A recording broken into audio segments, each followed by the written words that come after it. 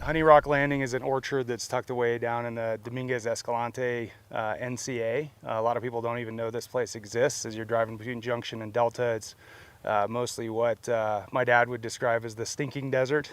I remember driving down in here and I just thought I'd taken a wrong turn. My maps was telling me to go on and I was like, no.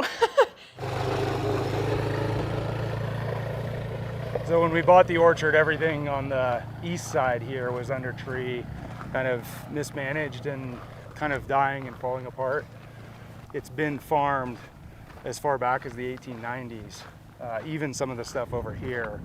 So we really feel like we're kind of bringing it back into production rather than starting production there. We try to limit our inputs to the farm to the bare minimum. If we can get to a place where water from the Gunnison and sun from the sky produces everything we need for the trees, that's perfect. To have a sustainable system, you need something that can run on its own. So for bees, for instance, you essentially want a bee species that is strong. That kind of natural selection process helped along by humans is a big part of what we do. We're doing the same thing with our chickens. We're trying to breed essentially, or just select chickens that are strong in our climate, which is really hot and really dry. We want them to be excellent foragers, so we have them out on our orchard all the time and they're just running around eating bugs.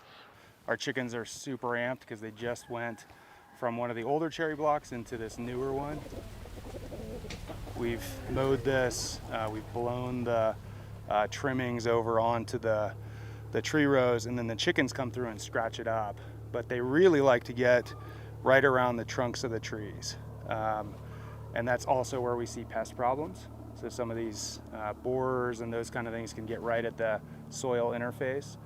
Chickens are the first ones to come in and just absolutely tear those guys up.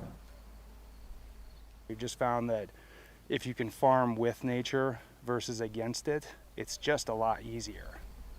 I suppose the 1,000-year goal of most businesses or enterprises is to make exponentially more money over time. It's very human-centered. Then you also see the other extreme where people say, we're going to shoot for just earth-centered. It's just going to be all about restoring the land and making it beautiful, and that's really our primary goal and focus in the next 1,000 years. I think Honey Rock takes both and the good of both and says, we would like to see our people really happy and our land really happy. And so there's an intersectionality, a synergy there that I think we're trying to reach. And we have 100 million different ways that could look, but that's the ultimate 1,000-year plan, is to have happy people and happy plants.